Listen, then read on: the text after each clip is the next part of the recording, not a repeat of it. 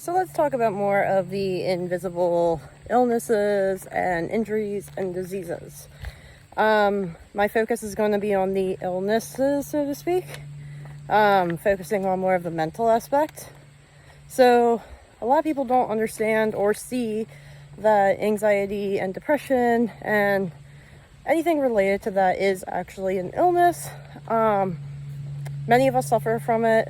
Some reasoning behind certain things is different from others. I know I have anxiety and depression, and that is actually stemmed from my PCOS.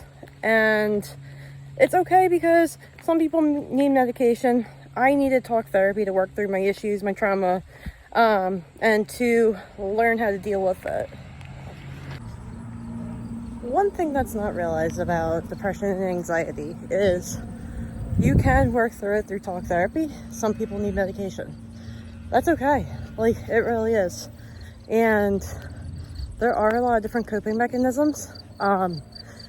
Mine, honestly, was being active in sports and drawing and artistic feats and listening to music and going for walks.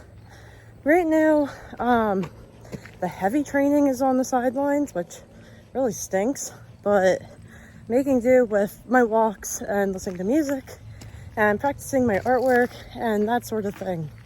The depression, it's a whole nother animal.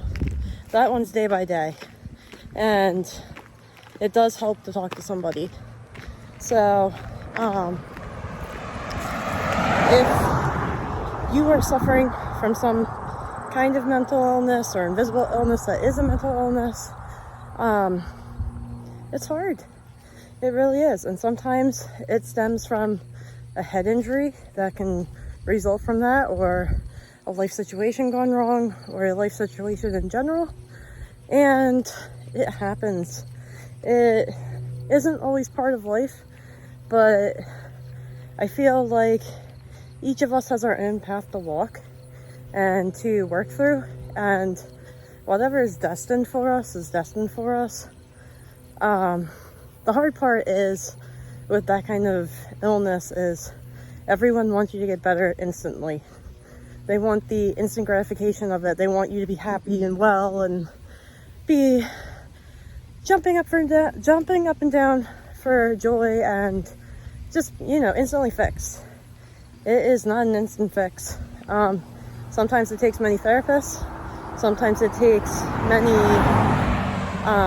rounds of therapy. Sometimes it takes going from talk therapy to medication and so on and so forth. So it's a process, and it has to be realized as such. Otherwise, it's just not going to work.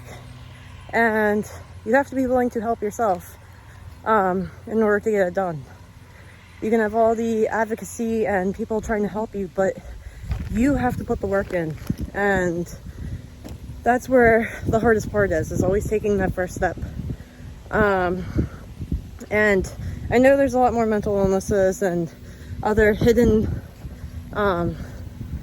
illnesses that go along with that, but that is what I can cover from my own personal experience, and I can share.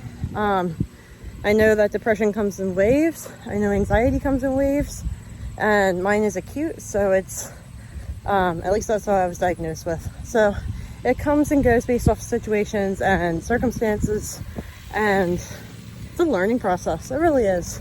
But it is something that can be overcome and something that can be worked through. And having the right support system is absolutely key and absolutely major. So